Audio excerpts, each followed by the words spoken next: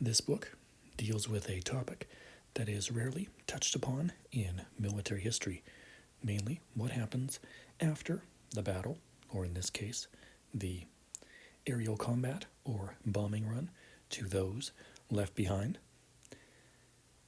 The book, instead of dealing with the tactics, strategies, equipment, weapons, and yes, uniforms of the military, describes how the RAF dealt with the various remains of crew from the RAF and allied services, both from the start of the war,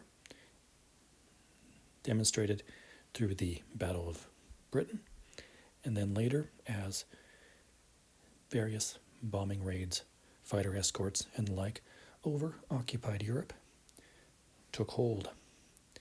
We get plenty on the bureaucracy involved, how in the beginning the RAF wasn't prepared for a conflict of this magnitude, which, let's face it, can be described not just for the question of the dead, but in just about every other possible aspect.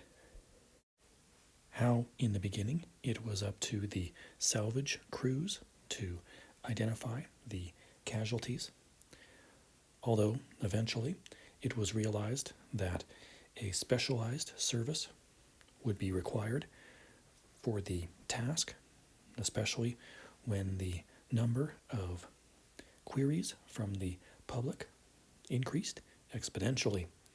There were questions asked in Parliament as well, which just proves that sometimes question period actually does serve a useful purpose. Much of the book naturally deals with what took place after the war, how the teams were deployed throughout Western Europe and even into Poland and Scandinavia, although because of other political concerns for a rather limited stretch.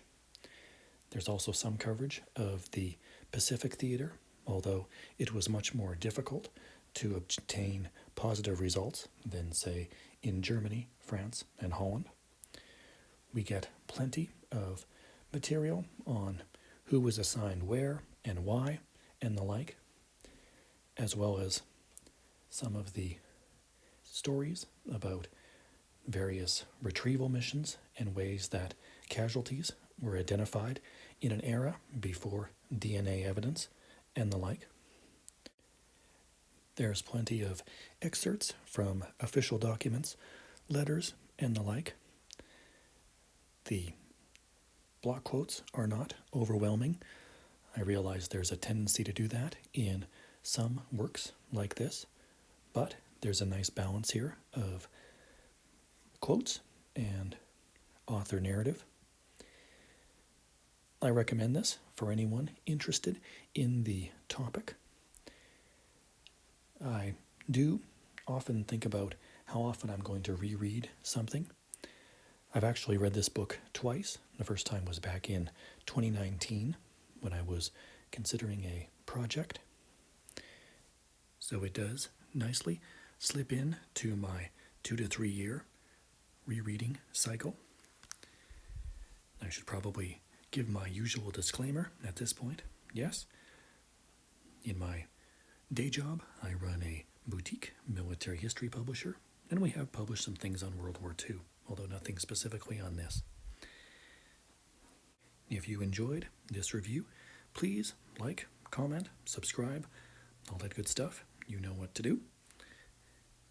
As far as books on this topic, I have read a few for the American Civil War and for the First World War.